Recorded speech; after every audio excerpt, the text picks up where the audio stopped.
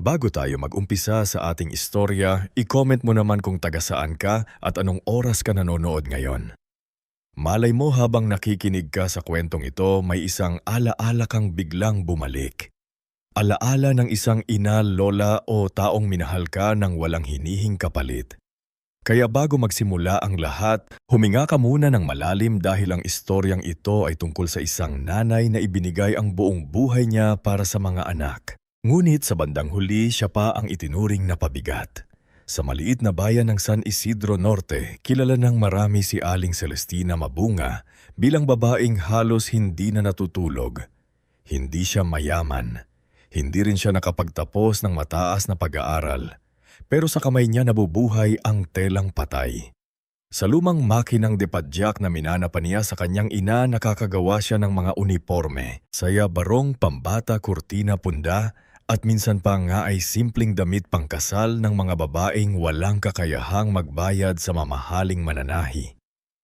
Aing Celestina, pasensya na po ha, kulang pa ang bayad ko.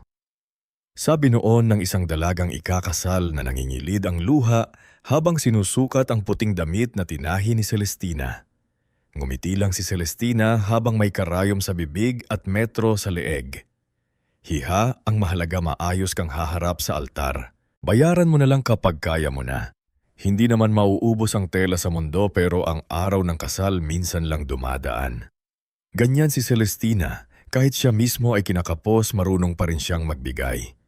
Madalas siyang sabihan ng kapitbahay niyang si Aling Belen na masyado siyang mabait. Celestina, sa sobrang bait mo baka ikaw na ang maubos. Wika ni Aling Belen habang nag-aabot ng isang tabong mainit na kape isang madaling araw. Mahinang tumawa si Celestina. Ayos lang akong maubos, Ben, basta mapuno ang tiyan ng mga anak ko. 3 ang tunay na anak ni Celestina sa namayapa niyang asawang si Donato Mabunga. Ang panganay ay si Roldan. Seryoso ang muka at laging mataas ang pangarap. Sumunod si Maribel, magandang bata ngunit maagang natutong mahiya sa luma nilang bahay at sa simpleng trabaho ng ina. Ang bunso naman ay si Trixon. Madaldan, maporma at laging gustong mapansin ng ibang tao. Noong buhay pa si Donato, masaya ang maliit nilang pamilya. Kahit salat sa pera si Donato, ay nagtatrabaho sa palaisdaan, nangingisda ng madaling araw at nag-uuwi minsan ng bangus, tilapia o hipon na hindi na naibenta. Tuwing gabi habang nananahi si Celestina, nakaupo naman si Donato sa sahig kasama ang mga anak. Kinukumpani ang sirang laruan o gumagawa ng maliit na saranggola. Mga anak, madalas sabihin ni Donato, huwag ninyong ikahiya ang hirap. Ang dapat ikahiya ay ang yumaman ka nga pero nakalimutan mo kung sino ang bumuhat sa iyo noong wala ka pang kaya. Hindi alam ni Celestina na ang linyang iyon ay magiging sumpa sa kanyang buhay dahil balang araw ang mismong mga anak na nakirinig niyon ay sila ring makakalimot. Namatay si Donato sa isang aksidente sa palaisdaan isang maulang gabi. Nadulas siya sa lumot na bahagi ng tulay habang may buhat na mabigat na lambat. Sinubukan pa siyang isugod sa maliit na ospital sa bayan. Pero pagdating ni Celestina roon, malamig na ang kamay ng asawa. Hindi siya umiyak agad. Nakatingin lang siya sa mukha ni Donato habang nakahiga ito. Parang natutulog lamang. Nang marinig niya sa likuran ng iyak ni Maribel at ang tanong ni Trixon na, "Nay, wala na ba si tatay?" Doon gumuho ang mundo niya. Mula noon si Celestina na ang naging tatay at nanay. Umaga naglalabas siya sa kapitbahay. Tanghali nagluluto ng kakanani para ibenta sa palengke. Gabi nananahi hanggang mamula ang mata at mangalay ang paa sa pagpadyak. Hindi niya pinapakitang pagod siya sa mga anak. Kapag kumakain sila, inuuna niya ang kanin at ulam sa plato ng 3, saka siya kukuha ng tira. "Mama, bakit konti lang ang kinakain mo?" Minsang tanong ng batang Roldan habang hawak ang tinidor. "Busog pa ako, anak," sagot ni Celestina. Pero ang totoo, tubig at kape lang ang laman ng tiyan niya. Sa bawat kasinungalingang sinasabi niya para hindi mag-alala ang mga anak, may kuunting bahagi ng katawan niya ang bumibigay. Sumakit ang kanyang likod, nanlabo ang mata, nangalay ang tuhod. Ngunit para sa kanya kung kapalit naman yon ay maipag-aaral niya sina Roldan Maribel at Trixon handa siyang tumanda ng mas maaga. Isang gabi habang pauwi siya sa simbahan, matapos mag-alay ng kandila para kay Donato, may narinig siyang mahinang iyak sa gilid ng lumang kampanaryo. Akala niya kuting ngunit nang lapitan niya, isang sanggol ang nakita niya. Nakabalot sa basang kumlot, may maliit na rosaryo sa dibdib. Dali-dali niyang itong binuhat. Diyos ko, sino ang nag-iwan sa iyo rito? Walang sumagot. Umiiyak lang ang sanggol, gutom at nanginginig sa lamig. Tinakbo ni Celestina ang bata pauwi kahit masakit ang kanyang tuhod. Pagdating sa bahay, nagulat sina Roldan, Maribel at Ricon. Nay, kaninong bata yan? Tanong ni Maribel. Hindi ko alam. Nanginginig na sagot ni Celestina. Pero simula ngayong gabi, hindi na siya mag-iisa. Tinawag niyang Savio ang bata dahil sabi ni Father Elpido, ang ibig sabihin nun ay parang tagapagligtas. Nung una, tanggap naman ng mga anak niya ang sanggol. Natutuwa pa si Trixon kapag ngumingiti ito at si Maribel minsan ang nagpapalit ng lampin. Ngunit habang lumilipas ang taon, unti-unting nagbago ang lahat. Si Savio ay lumaking tahimik, masunurin at maalaga. Kapag nakikita niyang pagod si Celestina, siya mismo ang kumukuha ng pamaypay. Kapag may dumating na tela, siya ang nagbubuhat. Kapag may customer na naninigaw dahil hindi pa tapos, ang pinapatahi siya ang humaharap ng magalang. Pasensya na po, puyat lang po si nanay. Tatapusin niya rin po yan.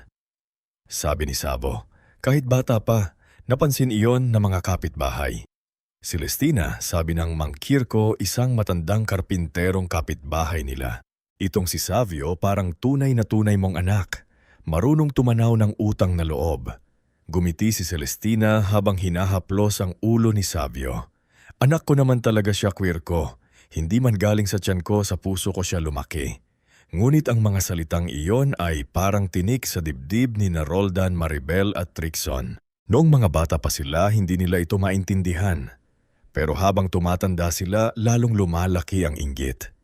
Para sa kanila, bawat papuri kay Savio ay bawas sa halaga nila bilang tunay na anak. Si Roldan, nang makatakos ng kurso, may kinalaman sa real estate. Naging ahente ng lupa. Natuto siyang magsalita ng formal, magdala ng folder at makipagkamay sa mga taong may pera. Kapag umuuwi siya, halatang naiinis siya sa amoy ng tela pawis at lumang kahoy sa bahay nila. Naisabi niya isang hapunan. Dapat ibenta na natin itong bahay at lupa. Nasa magandang pwesto tayo malapit sa kalsada. Sayang lang kung tirahan lang. Tumigil sa pagsandok ng kanin si Celestina. Anak, dito tayo binuo ng tatay ninyo. Dito kayo lumaki. Paano ko ibebenta ang lugar na pinagpawisan ng ama ninyo? Napahirap si Maribel na noon ay may no-contractor na si Gibasio Linatok. Naialaala lang yan, hindi nakakabayad ng bills ang alaala. Tama si ate. Dagdag ni Trixon habang hawak ang cellphone. Kung ibenta natin to, makakakuha tayo ng bagong bahay. Mas maganda, mas sosyal. Hindi yung mukhang panahon pa ng hapon. Tahimik na nakikinig si Savio sa gilid. Naghugas siya ng kamay, lumapit sa mesa at mahina akong sumitaw. Kuya ate, hindi naman masamang mangap ng mas maayos na bahay. Pero kung ayaw ni nanay, dapat respetuhin natin. Siya ang naghirap dito, hindi tayo. Biglang tumalim ang tingin ni Roldan. Ikaw huwag kang makikialam. Hindi ka naman tunay na mabunga. Parang may humampas na malamig na hangin sa loob ng bahay. Napatingin si Celestina kay Roldan. Roldan mahinang ngulit, matigas niyang sabi, "Huwag mong sasabihin yan sa kapatid mo." Kapatid? Natatawa si Maribile. Naiampon siya. Kahit anong sabihin mo, iba pa rin ang dugo. Napatayo si Celestina. Kung dugo lang ang batayan ng pagmamahal, bakit siya ang unang nakikita kapag nahihilo ako?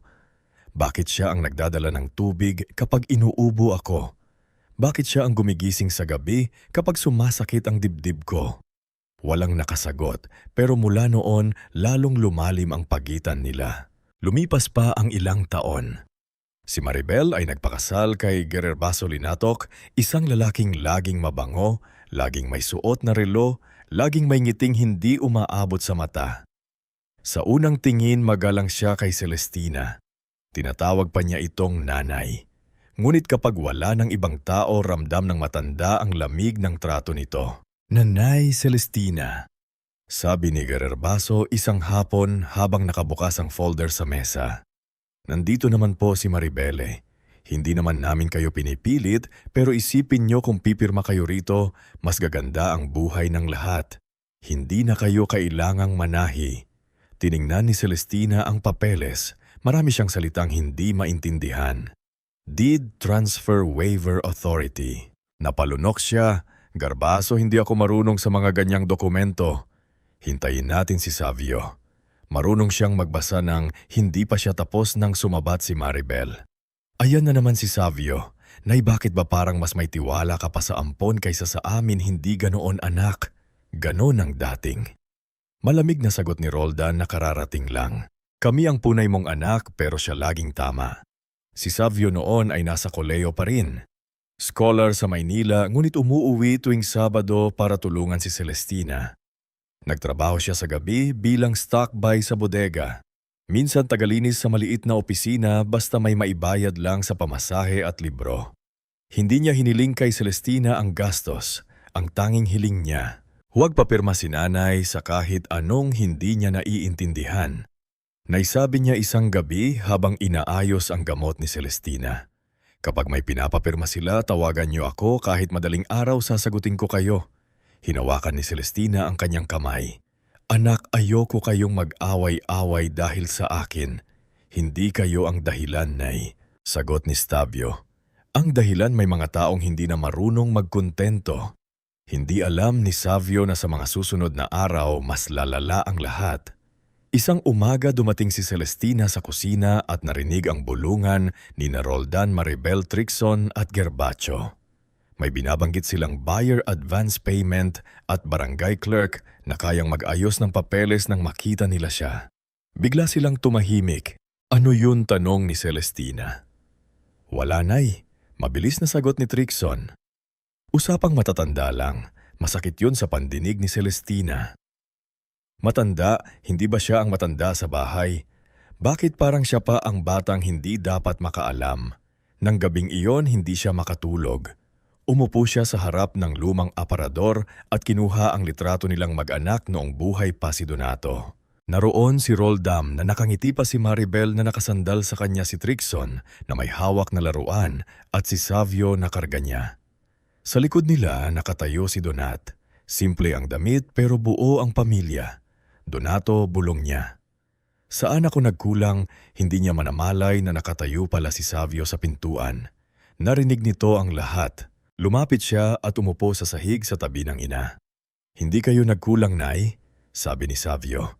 Kung wala, bakit parang hindi ko nakilala ang mga anak ko? Hindi agad nakasagot si Savio dahil kahit siya matagal na rin niyang tinatanong, yun. Paanong nagiging estranghero ang mga batang minsan mong pinakain sa sariling kamay? Paanong nagiging kaaway ang mga anak na minsan mong pinuyatan sa lagnat? Kinabukasan sumabog ang gulo na matagal nang pinipigilan. Pinagbintangan ni Gerbaso si Savio na nagnakaw ng pera mula sa drawer ng kanilang sala. Isang sobre raw na may malaking halaga ang mawala. At nang hinalungkat nila ang bag ni Savio na roon ng pera. Nay, hindi sa akin yan. Agad na sabi ni Savio na mumutla sa gulat. Ngunit sumigaw si Maribel. Sinungaling, akala mo ba hindi namin alam? Matagal ka nang nangiinggit sa amin. Hindi ako nagnanakaw. Mariing na sabi ni Savio. Tumayo si Roldan at hinablot ang kweli niya. Mula nang dumating ka sa pamilyang ito, puro gulo ang dala mo. Roldan, bitiwan mo siya. Sigaw ni Celestina nanginginig habang lumalapit. Ngunit itinulak siya ni Trixon palayo. Hindi malakas pero sapat para maupo siya sa bangko. Napasigaw si Savio. Huwag niyo silang sasaktan, doon lalong nagalit si Gerbaso. Tingnan mo, akala mo siya ang tunay na anak. Ikaw pa ang matapang na yon. Sa harap ng ilang kapitbahay na napalapit dahil sa sigawan pinalayas nila si Savio. Itinapon ni Roldan sa labas ang lumang backpack nito. Si Trixon naman ay nagbukas ng gate at itinuro ang kalsada. Lumayas ka na, wala kang parte rito, wala kang dugo rito, Wala kang karapatan. Umiiyak si Celestina habang pilit na tumatayo. Huwag anak ko siya. Savio, huwag kang aalis. Lumuhod si Savio sa harap niya. Basang-basa ang mga mata niya pero pinihit niyang maging kalmado. Hinawakan niya ang kamay ni Celestina at hinalikan iyon. Naiaalis muna ako, pero hindi dahil tinatalikunan ko kayo. Aalis ako dahil kung mananatili ako ngayon, baka mas lalo nila kayong saktan. Anak, huwag mo akong iwan. Hikbi ni Celestina. Babalik ako, Nay. Pangako. Hindi para makipag-agawan ng mana. Babalik ako para masiguradong wala nang makakaapak sa dangal nyo kahit sila pa ang tunay nyong mga anak. Tumayo si Savio, pinulot ang kanyang bag at tumingin sa mga taong nagtabo sa kanya. Hindi siya nagmura, hindi siya nagbanta. Ngunit sa katahimikan ng kanyang mukha, may nabuo ng pangakong mas matindi pa kaysa galit. Lumakad siya palayo habang umiiyak si Celestina sa tarangkayan, hawak ang rosaryo na minsan niyang nakita sa tabi ng batang sanggol sa simbahan. Pagkalipas ng gabing iyon, hindi naging pareho ang bahay. Nandoon pa rin ang dingding bubong mesa at makinang panahi. Ngunit nawala ang isang pusong tunay na nagmamahal sa loob nito. Lumipas ang mga taon. Sa labas unti-unting umangat ang buhay ni Roldan, Maribel at Trixon. Nagkaroon sila ng bagong gamit, bagong pintura ang bahay at mas mamahaling kurtina. Ngumit sa loob mas lumamig ang pakikitungo nila kay Celestina. Samantala sa Maynila nagsumikap si Savio. Nagtrabaho siya habang nag-aaral, natulog sa boarding house na masikip kumain ng instant noodles sa maraming gabi at pinagtiisan ng pagod dahil iisa lang ang dahilan niya. Balang araw babalik siya para sa nanay na hindi siya iniwan nung sanggol pa siya sa simbahan. At habang iniisip ng mga tunay na anak ni Celestina na tuluyan na nilang naalis ang ampong nasagabal sa kanilang plano, hindi nila alam na ang batang minsan nilang itinapon sa kalsada ay magiging lalaking may sapat na talino, tapang at kapangyarihan na haharap sa kanila pagdating ang araw na mas kailangan na siya ng kanyang ina. Bago tayo magpatuloy sa ating istorya, i-comment mo muna kung taga saan ka at anong oras ka nanonood ngayon. Minsan, nagbubuntong hininga. Habang nakikinig tayo sa ganitong kwento, hindi lang tayo basta nanonood. Napapaisip din tayo kung gaano kasakit para sa isang magulang na unti-unting maging estranghero sa loob mismo ng tahanan siyang nabuo. Kaya sa pagpapatuloy ng kwentong ito, ihanda mo ang puso mo dahil dito magsisimulang makita kung paanong binabago ng pera ang taong minsang minahal na ng buo. Pagkalipas ng mga taon mula sa napalaya si Sav Mabunga, hindi tumigil ang pag-ikot ng mundo. Ang dating tahimik na bahay na may amoy ng bagong plantsyang tela at mainit na kape tuwing madaling araw ay unti-unting nagbago ng itsura. Pinapinturahan ni Roldan ang harapan nito ng kulay abong moderno. Nagpalagay si Maribel ng malaking glass window sa sala para daw magmukhang executive home. Si Trixon naman ang pumili ng bagong ilaw sa gate. Iyong kumikislap kapag gabi para magmukhang mamahalin ang dating simpleng tahanan. Ngunit sa likod ng bagong pintura, bagong gate at bagong tiles sa sala, may isang sulok ng bahay na hindi sinadyang pagandahin. Doon nakatira si Aling Celestina. Ang silid niya ay dating taguan ng lumang tela, sirang silya at mga kahong puno ng lumang resibo. Nasa likod ito ng bahay malapit sa labahan kung saan naririnig niya gabi-gabi ang pagtulo ng gripo at kaluskos ng daga sa kisame. May maliit na bintana ang kwarto pero dahil natatakpan ito ng lumang yero ng extension na ipinatayo ni Gerbaso, halos walang pumapasok na sikat ng araw. Doon siya natutulog, doon siya kumakain, doon siya umiiyak kapag walang nakakakita. Minsan habang nakaupo siya sa gilid ng manipis na kutsyon, tinitigan niya ang sariling mga kamay. Dati ang mga kamay na iyon ang tumatahi ng uniforme ng 3 anak niya. Ang mga diring iyon ang nagsusubo ng lugaw kay Roldan noong nilalagnat ito. Ang palad na iyon ang humahaplos sa likod ni Maribel kapag umiiyak dahil inaasar sa eskwela. Ang mga kamay ding iyon ang nagbubuhat kay Trixon noong paslit pa lamang ito at takot sa kulog. Ngayon nanginginig na ang mga kamay na iyon, puno ng ugat, kulubot at minsan ay namamanhid sa lamig. Nanay Celestina mahinang tawag na Imelda mula sa pinto. Si Imelda ang katulong sa bahay, isang payat na babaeng nasa 35. May anak na may hika at asawa namang matagal nang umalis. Hindi siya madalas ngumiti pero kapag si Celestina ang kausap, lumalambot ang mukha niya. "Pasok ka, Imelda," sagot ni Celestina. Pumasok si Imelda na may dalang plato, may kaunting anin sabaw ng tinola at isang pirasong sayote. Halatang tira mula sa hapunan sa sala. "Pasensya na po kayo, Nay. Ito na lang ang natira. Pinagalitan mo kanina ni Mama Maribel kasi raw masyado ko kayong binibigyan." Ngumiti si Celestina kahit kumirot ang dibdib niya. "Ayos lang, anak. Marami na ito. Salamat." Napatingin si Imelda sa tumutulong parte ng kisame. "Nay, kailangan ng ayusin yan. Baka pag umulan ng malakas mabasa kayo." "Ay, matagal ng ganyan yan," sabi ni Maribel kapag may budget daw.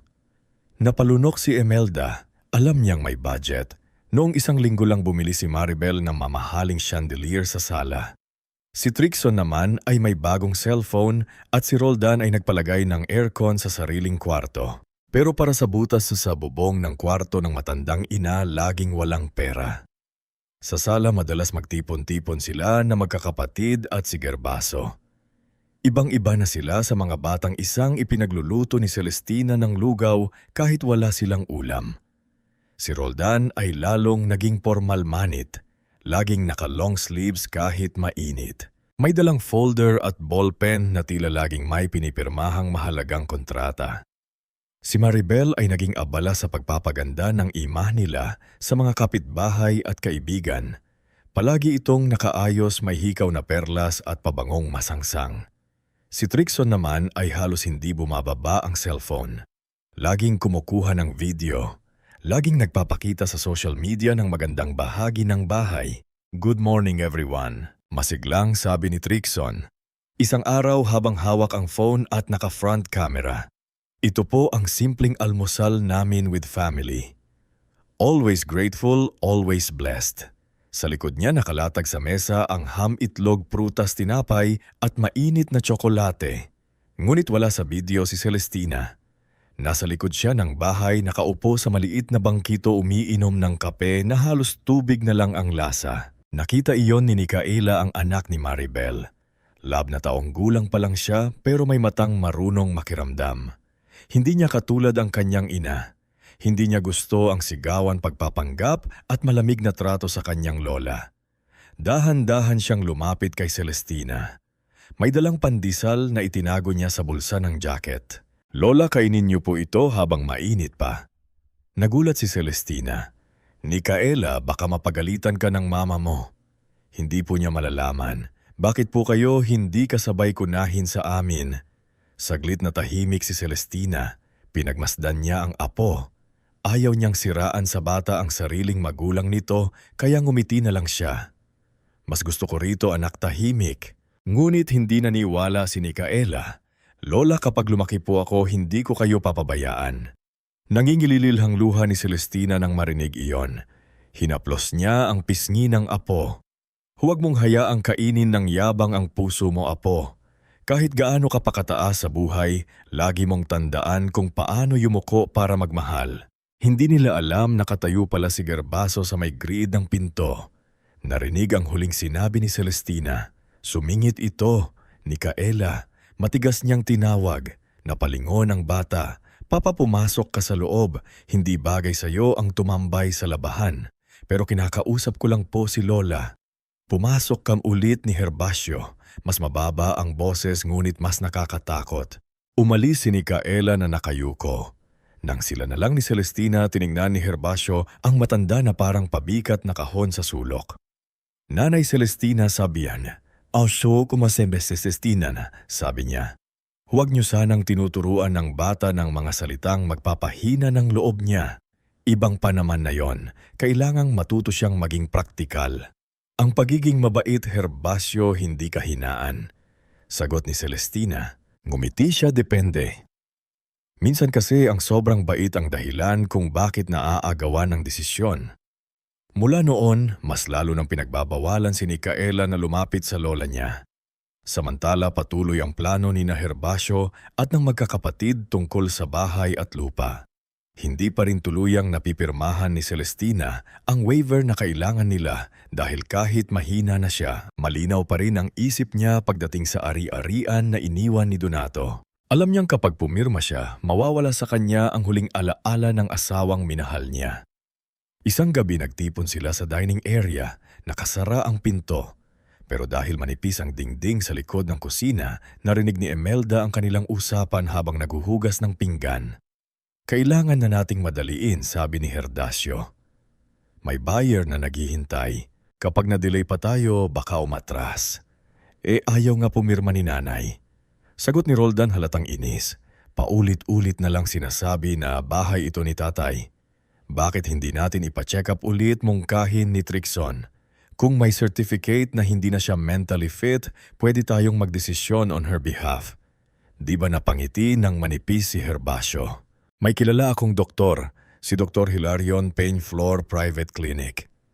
Marunong makisama, kinilabutan si Imelda. Alam niyang ibig sabihin noon may babayaran sila para palabasing mahina na ang isip ni Celestina. Dahan-dahan niyang pinatay ang gripo para mas marinig ang usapan. Delikado yan, sabi ni Roldan.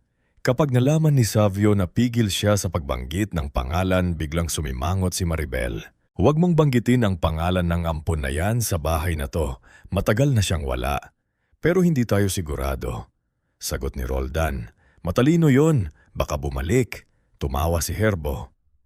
Bumalik? Para saan? Wala siyang karapatan dito.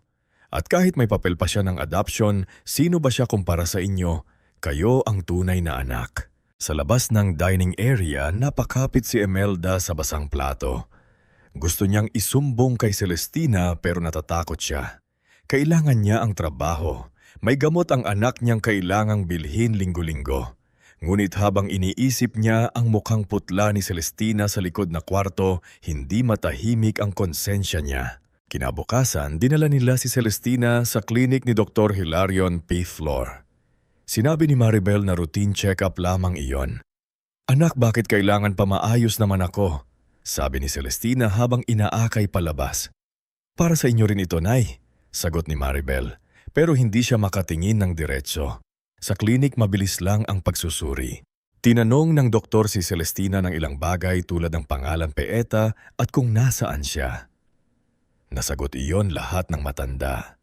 Ngunit nang lumabas ang serpiko makalipas ng ilang araw nakalagay na may declining mental capacity siya at kailangan ng family supervision sa major decisions. Nakita ni Celestina ang papel ng aksidenteng maiwan ito ni Trixon sa mesa, nanginginig niyang binasa ang ilang salitang kaya niyang intindihin. Hindi na raw ako marunong magdesisyon, bulong niya.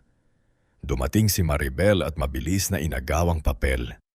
Nay, bakit niyo pinapakialaman ang hindi sa inyo? Napatingin si Celestina sa anak. Hindi sa akin. Pangalan ko ang nakasulat dyan, Maribel. Buhay ko ang pinag-uusapan dyan. Napahirap si Maribel. Nay, matanda na kayo. Huwag na kayong makipagtalo sa amin. Kami na ang bahala.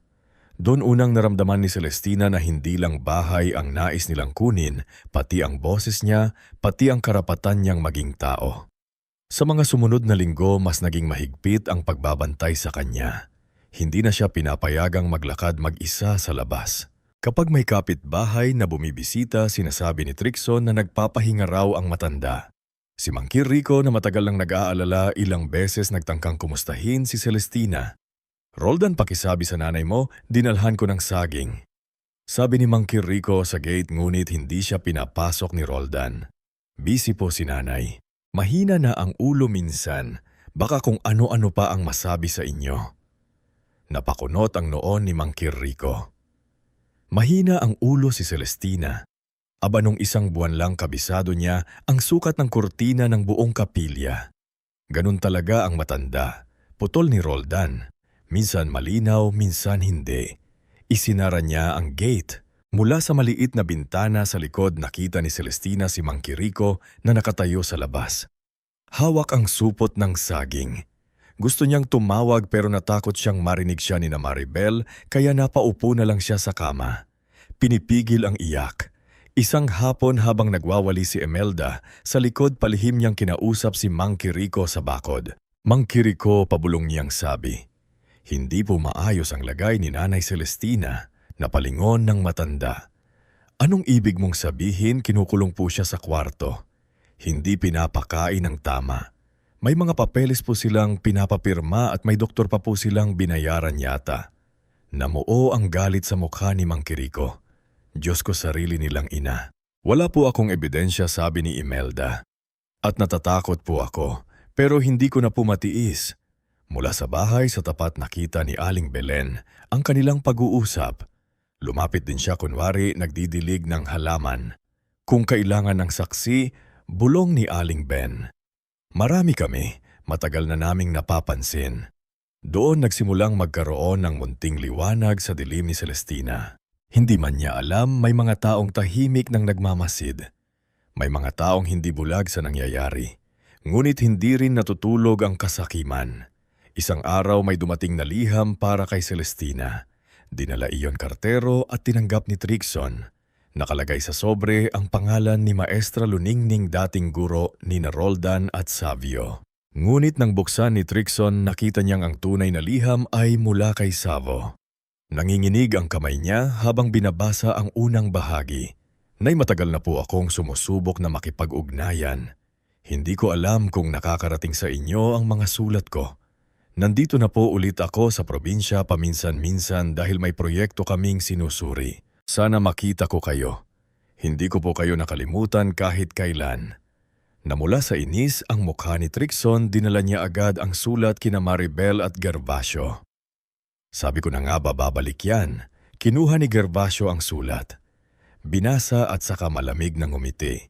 Hindi ito makakarating kay nanay. Lumabas siya sa likod bahay. Kinuha ang lighter at sinunog ang sulat sa loob ng lumang lata. Habang nagiging abo ang papel, nakatingin si Imelda mula sa may kusina. Pinipigilan ng sariling umiyak. Alam niyang ang sulat na iyon sana ang makapagpagaan sa puso ni Celestina. Pero tulad ng maraming bagay sa bahay na iyon, sinunog din nila ang pag-asa. Habang lumilipas ang mga buwan, mas lalong lumala ang kalagayan ng matanda. Kapag umuulan, tumutulo sa kama niya ang tubig. Kapag mainit, halos hindi siya makahinga dahil walang maayos na bentilasyon. Kapag may bisita ang pamilya, pinakikiusapan siya ni Maribel na huwag lumabas. "Nay, may darating kaming investor. Pakiusap manatili muna kayo sa kwarto." Sabi ni Maribel isang Sabado. "Bakit, anak?" Nakakahiya ba akong makita na pahinto si Maribel? Ngunit imbes na maawa, tumigas ang mukha niya. "Huwag na ning dramahin. Gusto lang naming maging maayos ang usapan." "Maribel," mahinang gumit masakit ang boses ni Celestina. "Noong wala kang sapatos sa graduation mo, hindi kita inikahiya. Isinuot ko pa nga ang luma kong tsinelas para mabili ko ang puting sapatos mo." Sandaling natigilan si Maribel. May kumisnap na alaala sa mata niya, ngunit agad iyong tinabunan ng yabang. "Matagal na yun, Nay. Huwag niyong isumbat. Hindi ko isinusumbat. Ipinapaalala ko lang na minsan minahal kita nang wala akong hinihintay na kapalit." Lumabas si Maribel nang hindi sumasagot. Dumating ang panahon ng tag-ulan. Ayon sa balita, may paparating na malakas na bagyo, si Bagyong Rosal. Nagwawala ang radyo tungkol sa posibleng pagbaha, malakas ng hangin at landslide sa ilang barangay. Sa bahay ng mga mabunga, abala ang lahat sa paghahanda, ngunit hindi para kay Celestina. Si Roldan ay nagpaangat ng mahahalagang dokumento sa ikalawang palapag. Si Maribel ay nagbalot ng mamahaling gamit. Si Trixon ay kumuha pa ng video ng ulan sa bintana.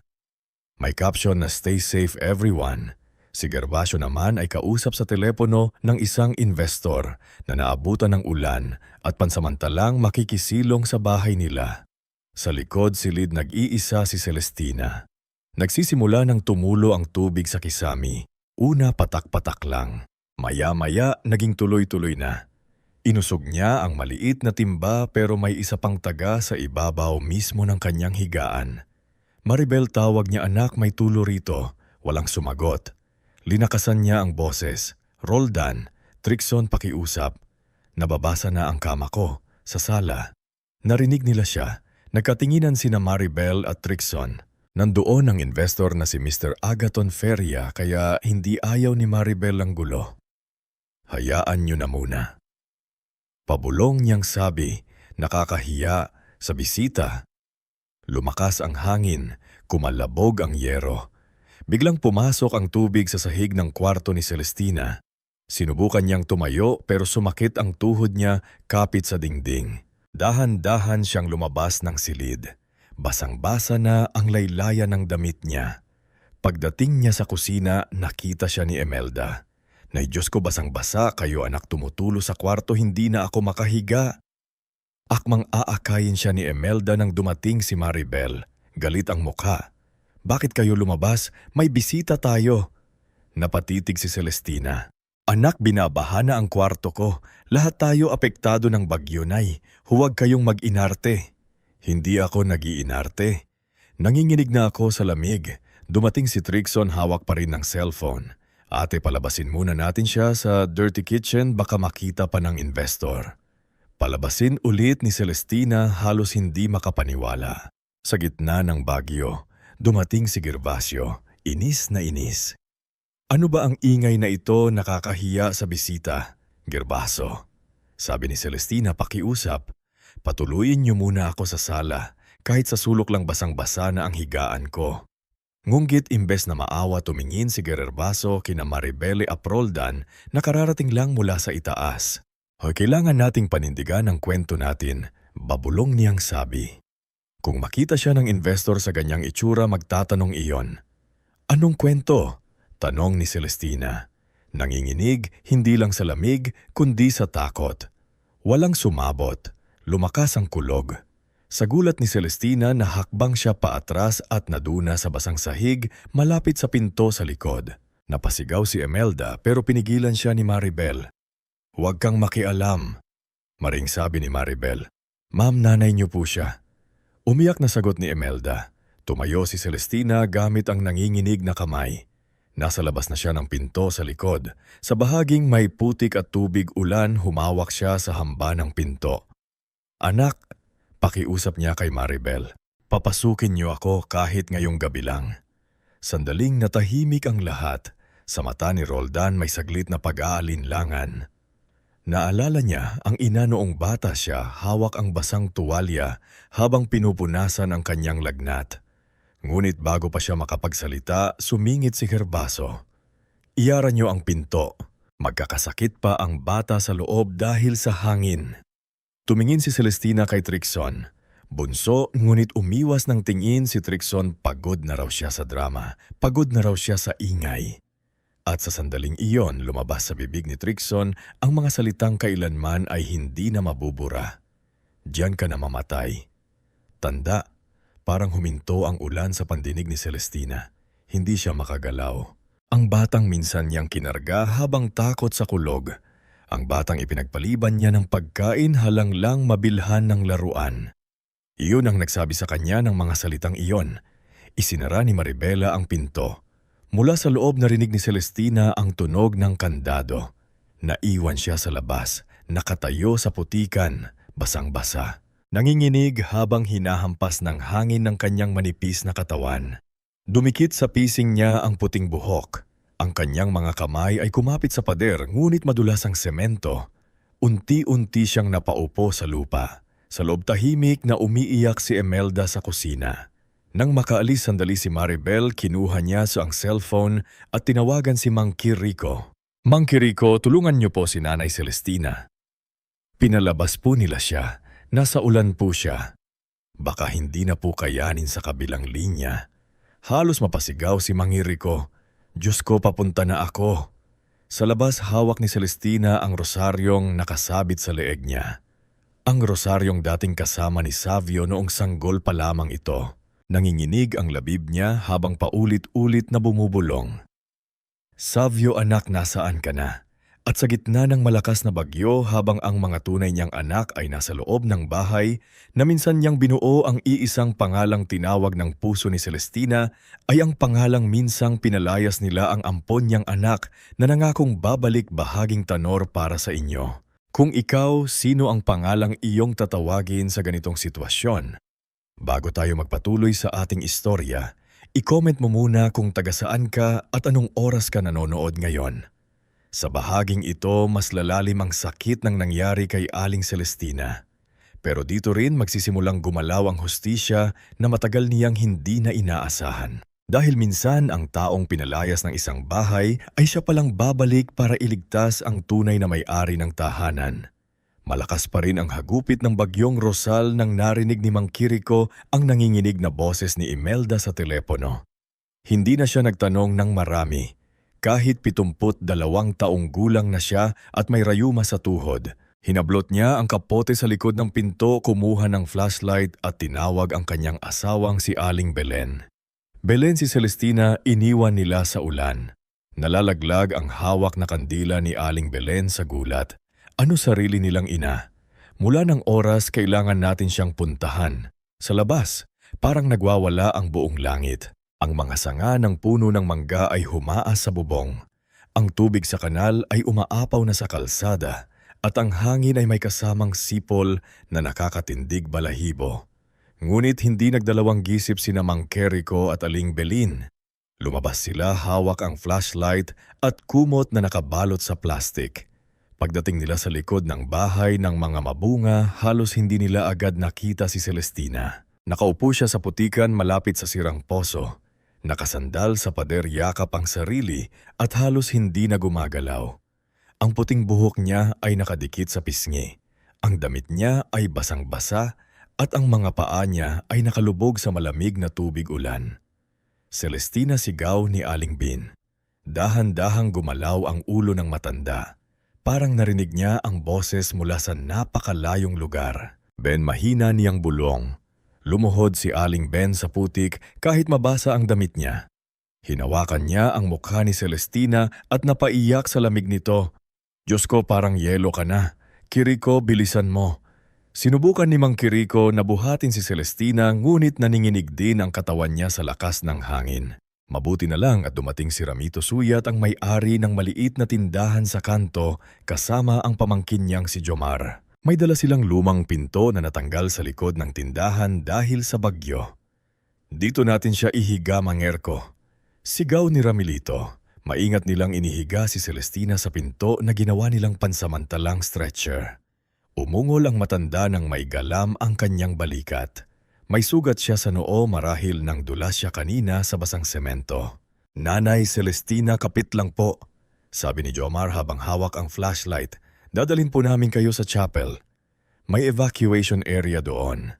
Habang binubuhat nila si Celestina papalayo sa bahay, sumilip si Imelda mula sa maliit na awang ng pinto sa kusina. Umiiyak siya pero hindi siya makalabas dahil nakabantay si Maribel sa sala. Nang makita ng inaalis na ang matanda, humawak siya sa dibdib at pabulong na nagpasalamat sa Diyos. Sa loob ng bahay, walang ni isa kina Roldan, Maribel Tricson at Gervasio ang lumabas para pigilan o tulungan ang sariling ina. Abala sila sa pagpapakitang maayos ang lahat sa bisitang investor na si Mr. Agaton Feria. Sa gitna ng bagyo, mas mahalaga pa sa kanila ang impresyon ng ibang tao kaysa buhay ng sariling ina. Sa chapel, binuksan ni Father Elidio ang pinto kahit 11 na ng gabi. Nakasuot ng lumang jacket at hawak ang lampara nang makita ang katawan ni Celestina na nakahiga sa pinto. Diyos na mahabagin, bulong niya, ipasok niyo siya rito dahan-dahan. Iginawang evacuation area ang maliit na chapel para sa ilang pamilyang binaha ang bahay. May mga batang umiiyak, may matatandang nakabalot sa kumot. May mga inang yakap ang kanilang mga anak, ngunit nang nakita nila si Celestina, tumahimik ang lahat. Kilala siya ng marami. Siya ang dating nananahi ng uniforme ng mga anak nila. Ang babaeng nagbibigay ng libreng tahiik kapag walang pambayad ang mahirap. Hindi ba nanay yan ni Oldan at Maribel Bulong ng isang babae? Bakit nasa ganyang kalagayan walang sumagot pero lahat ay nakaramdam ng bigat? Painom ni Father Elidio ng mainit na salabat. Nanginginig ang kamay ng matanda habang inaabot ang kasa. Hindi pa rin siya lubos na makapagsalita. Parang naiwan pa rin sa labas ng bahay ang isip niya sa sandaling isinara ang pinto sa kanyang mukha. Celestina, mahinang sabi ni Father Elpido, ligtas ka na, Nandito kami. Tumingin siya sa pari. May luhang dumaloy sa gilid ng kanyang mata. Padre, hindi nila ako pinapasok. Hindi agad nakasagot si Father Elidio. Sa tagal niyang pari, marami na siyang narinig na kasalanan, tampuhan at hidwaan ng pamilya. Pero iba ang sakit kapag sariling ina ang ililalabas sa bagyo. Magpahinga ka muna. May tatawagan tayo. Doon naisip ni Mang Rico si Savio. Matagal niyang itinago ang lumang numero nito mula sa dating sulat na ipinakita ni Maestra Luningning. Ilang beses niyang sinubukang tawagan noon pero hindi kumokonekta.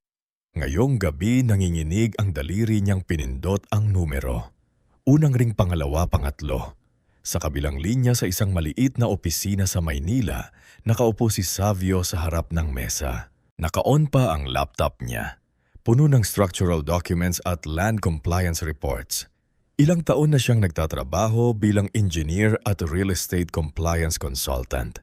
Hindi siya naging mayabang sa tagumpay niya pero malayo na siya sa batang pinalayas na may isang backpack lang. Nang tumunog ang cellphone niya at makita ang pangalan ni Mang Kiriko, biglang bumilis ang tibok ng puso niya. Sinagot niya agad, "Mang Kiriko, Savio, anak, umuwi ka na. Si Celestina, si nanay mo." Napahinto si Savio. Ano pong nangyari kay nanay, iniwan nila sa ulan? Nasa chapel siya ngayon, halos wala ng malay kanina. Parang may pumutok sa loob ni Savio, tumayo siya ng bigla. Natumba ang upuan sa likod niya. Ano narinig ni Mang Kiriko ang bigat ng boses niya? "Savio, pakiusap. Umuwi ka na, kailangan ka niya." Hindi na nag-aksaya ng oras si Savio. Tinawagan niya agad si Attorney Mireya Talusan, ang dating batang abogadang minsang tinulungan ni Celestina noong walang pambayad sa uniforme at ngayon ay legal counsel na sa ilang housing rights cases. Tinawagan din niya si Bramante Ilagan, project safety officer at matagal na niyang katuwang sa pagsusuri ng mga iligal na konstruksyon. "Mireya, kailangan kitang makasama ngayon," sabi ni Savio sa telepono. "Savio, gabi na. Anong nangyari?" Si nanay. Iniwan nila sa bagyo. Sandaling tumahimik si Mireya, pagkatapos ay naging matigas ang boses nito.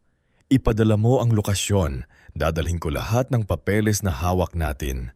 Sumakay sila sa sasakyan ni Savio kahit delikado ang daan. Habang binabagtas nila ang ulan at baha. Tahimik si Savio. Ang mga kamay niya ay mahigpit sa manibela. Sa isip niya paulit-ulit na bumabalik ang mukha ni Celestina noong gabing pinalayas siya. Ang ina niyang lumuluhod sa tarangkaan. Nagmamakaawang huwag siyang umalis. "Babalik ako, Nay." Bulong niya noon. Ngayon babalik siya. Pero hindi na siya ang batang walang laban. Sa bayan ng San Isidro Norte. Matapos mailipat si Celestina mula chapel papunta sa maliit na klinik na pinamamahala ni Nurse Parina, nagsimulang gumalaw ang balita. May mga kapitbahay na nagkukwento, may mga nakakita, may mga nakarinig ng sigaw. At higit sa lahat, may CCTV camera sa tindahan ni Ramilito na nakaharap sa bahagi ng gate at likod ng bahay ng mga mabunga. Kinaumagahan humupa ng bahagya ang ulan. Hindi pa maliwanag ang langit. Pero kumalat na sa barangay ang balitang muntik nang mamatay si Aling Celestina sa bahay ng mga mabunga. Abala naman sina Maribel at Trixon sa pagtatakip ng nangyari. "Sabihin natin lumabas siya nang hindi namin alam," sabi ni Maribel habang naglalakad-lakad sa sala. "Matagal na nating sinasabi sa mga tao na mahina na ang isip niya." "Pero may nakakita," sagot ni Roldan namumutla. "Sigurado akong may nakakita. Kung may magsalita, sasabihin nating nakikialam lang." Sabat ni Gerbaso, "Pamilya nating ito, walang karapatan ng kapitbahay." Si Trixon hawak ang cellphone na nagmamadaling gumawa ng post. Isinulat niya, "Please pray for our mother. She wandered outside during the storm. We are devastated." Bago niya i-post, napangiti siya ng pilit. Ayan, para mauna na ang version natin. Ngunit bago pa man tuluyang kumalat ang kasinungalingan nila, may ibang katotohanang na unti-unti nang umaakyat sa ibabaw. Pumunta si Gerbaso kay Nemeso Dacumos, ang barangay clerk na matagal na nilang kasabwat. Binigyan ito ng sobre at inutusang gumawa ng blatter na sinasabing si Celestina ay lumabas ng kusa dahil sa confusion caused by old age. Naihan mo ang tanong ni Gerbaso. Tinimbang ni Nemimeso ang sobre sa kamay. Madali lang yan, pero dapat pare-pareho ang statement nyo. Pare-pareho kami. Ang problema lang yung katulong. Si Imelda naman ay kinorner ni Maribel sa kusina. Namumugto pa ang mata nito sa kakaiyak. Imelda, malamig na sabi ni Maribel, alam kong may tinawagan ka kagabi. Napatigil si Imelda sa paghuhugas. Huwag ka nang magkaila pero makinig ka. Kapag nanahimik ka, bibigyan kita ng 2 buwang sahod. Pwede ka pang manatili rito. Dahan-dahang humarap si Imelda. Nanginginig siya, pero sa unang pagkakataon hindi siya yumuko. Ma'am, kung pera lang po ang usapan, sana matagal ko na kayong sinunod. Pero nakita ko po ang nanay niyo kagabi. Halos mamatay po siya ng lamig. Nanlaki ang mata ni Maribel. Inaalagaan kami rito tapos ganyan ka magsalita. Hindi niyo po ako inaalagaan. Binabayaran niyo po ako. Magkaiba po yon. Bago pa makasagot si Maribel, pumasok si Gerbaso at hinawakan sa braso si Imelda. Mag-ingat ka sa sinasabi mo, Bantanya. May anak kang may sakit, hindi ba namuti ang mukha ni Imelda pero hindi niya binawi ang sinabi sa klinik. Nakahiga si Celestina sa maliit na kama. May bendahe sa noo, may kumot sa katawan at may mainit na kompres sa mga kamay. Nasa tabi niya si Nurse Parina habang si Father Elidio ay tahimik na nagdarasal sa sulok. Pagdating ni Savio, basang-basa pa ang sapatos niya mula sa biyahe. Huminto siya sa pintuan ng klinik. Akala niya handa na siya.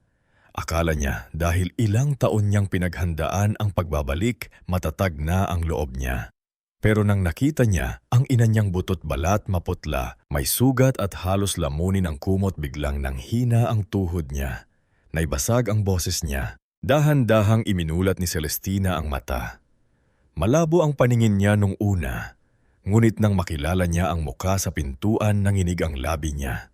Savio, lumapit si Savio na parang batang wala ng matagal at ngayon lang nakauwi. Lumuhod siya sa tabi ng kama at hinawakan ang kamay ng matanda. Napakalamig pa rin nito. Nandito na ako, Nay. Pasensya na, pasensya na. At ngayon lang ako nakabalik. Umiling si Celestina, may luha sa gilid ng mata niya. Ako ang dapat humingi ng tawad, anak. Hindi kita naprotektahan noon.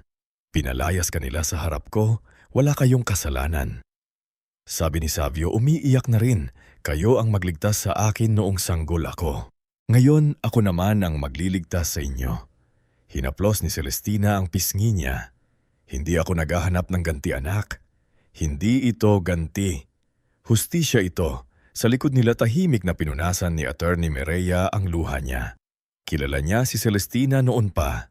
Nung bata pa siya, walang pambayad ng pamilya niya sa Unipore. Si Celestina ang nagtahi at nagsabing, mag-aral ka ng mabuti, Mireya. Balang araw baka ikaw ang magsalita sa mga taong hindi pinakikinggan. Ngayon narito siya para tuparin iyon. Maya-maya may pumasok na batang babae sa klinik si Micaela. Basang-basa ang laylayan ng palda niya, halatang naglakad ng palihimin. Nang makita niya ang lola, napahagulgol siya.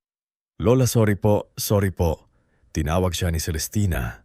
Halika rito, apo. Lumapit si Micaela at yumakap ng dahan-dahan sa matanda. Gusto ko po kayong tulungan kagabi pero pinigilan nila ako. Natakot po ako. Hinawakan ni Savio ang balikat ng bata. Hindi mo kasalanan, bata ka pa, Micaela. Pero ngayon kung may alam ka, kailangan mong magsabi ng totoo. Tumanggo si Micaela habang umiiyak. Marami po akong nakita. Matagal na po nilang kinukulong si Lola sa likod. May mga papeles po sila. May doktor, may sinunog din pong sulat minsan. Nagkatinginan sina Savio at Mireya. Hindi na ito basta kapabayaan. Ito ay matagal ng pang-aabuso. Ilang oras matapos noon, nagtungo si Savio sa bahay ng mga mabunga. Hindi siya nag-iisa. Kasama niya si Attorney Mireya Bramante, Ilagan Mangkir Rico, Aling Belen Imelda at 2 opisyal mula sa Municipal Engineering Office. Sumunod din si Ramilito, dala ang kopya ng CCTV footage mula sa tindahan niya.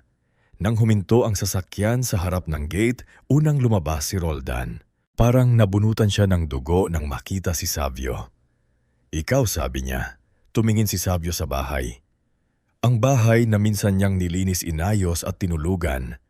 Ang bahay na minsan niyang tinawag na tahanan. Ngayon mukha na itong istrukturang pininturahan ng yabang pero nabubulok sa loob.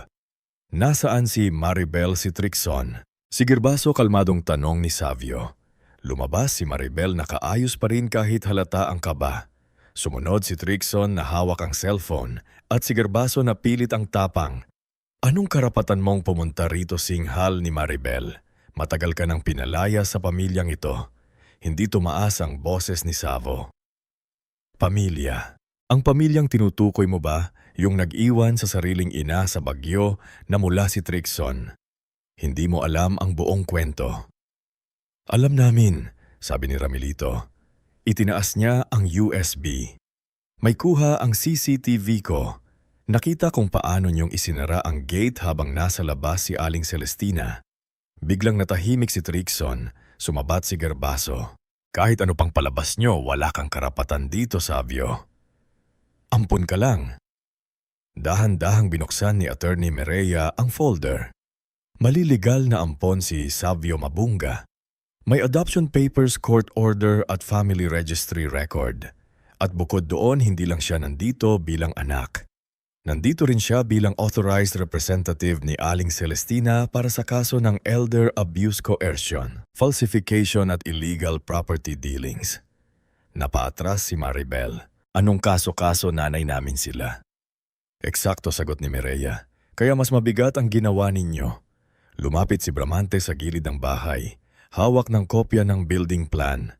Isa pa yung extension na ipinagawa ninyo sa likod, walang valid permit. Yung structural report na ginamit para ideklarang delikado ang lumang bahagi ng bahay, peke pirma engineer at base sa initial inspection may bahagi ng konstruksyon na lumampas sa property setback at drainage easement. Hindi maintindihan ni Trixon ang lahat pero naintindihan niya ang mukha ni Gerbao. Manumula siya, hindi pwede yan. Sabi ni Gervaso, may permit kami. Ipinakita ng municipal official ang dokumento. May papel kayo pero hindi valid. Under review na rin ang opisina ni Nemesio Daumos. Sa unang pagkakataon bumagsak ang tapang ni Roldan. Napatingin siya kay Savio. Savio, pag-usapan natin ito. Magkakapatid tayo. Tumitig sa kanya si Savo. Noong pinalayas kayo ng pamilyang ito, hindi niyo ako kapatid. Noong iniwan niyo si nanay sa bagyo, hindi niyo siyang tinuring na ina. Huwag niyong gamitin ang pamilya ngayon na kailangan niyo ng takbuhan. Lumuhod si Maribel. Nanginginig. Savio, pakiusap. Huwag mong sirain ang bahay. Ito na lang ang meron kami. Sa likod ni Savio, narinig ni Mang Kiriko ang sinabi at hindi nakatiis. Bahay. Ang bahay hindi lang semento. Ang bahay dapat may puso. Wala na kayong itinira rito kundi hiya. Tumulo ang luha ni Maribel pero hindi pa rin malinaw kung dahil ba iyon sa pagsisisi o takot mawalan ng ari-arian. Tumingin si Savio sa opisyal ng munisipyo. Pagkatapos ay itinuro niya ang bagong ekstensyon sa likod. Ang bahagi ng bahay na itinayo sa kasinungalingan. Ang bahagi kung saan natakpan ang bintana ng kwarto ni Celestina. Ang bahagi kung saan unti-unting kinulong ang liwanag ng kanyang ina. Kalmado ng ngunit matigas ang boses ni Savo. Ipademolish na yan. Parang bumagsak ang langit sa mukha ni na Maribel, Roldan, Trixon at Gerbo. Napaluhod si Maribel sa basang lupa. Si Trixon ay nagtangkang iangat ang cellphone para mag-video. Mga tao, tingnan nyo, inaapi kami ng ampong na. Bago niya matapos lumapit si Nicaela mula sa likod ng sasakyan. Hindi nila alam na sumama pala ito kasama ni Father Elidio.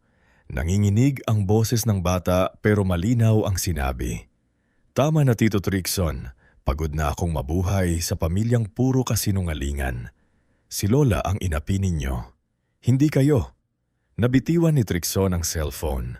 Habang inamarkahan ng mga opisyal ang iligal na bahagi ng bahay, hindi na tumingin pa si Savio sa kanilang lahat. Para sa kanya, hindi iyon ang pinakamahalagang tagpo.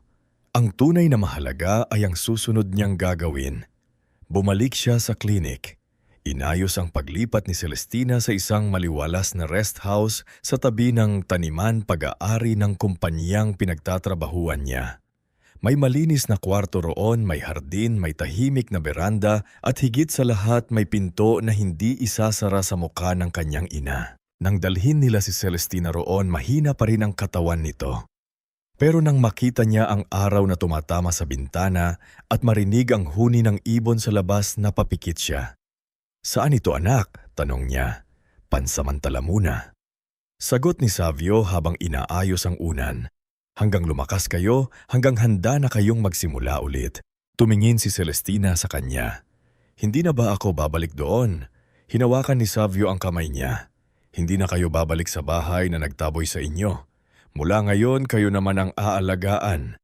Sa unang pagkakataon matapos ang maraming taon, nakatulog si Celestina nang hindi natatakot sa tunog ng kandado. Hindi nangangamba sa yabag ng mga anak na galit at hindi nag-aabang kung may tutulong ba sa kanya kapag umulan. Sa labas ng rest house, tumigil na ang malakas na ulan.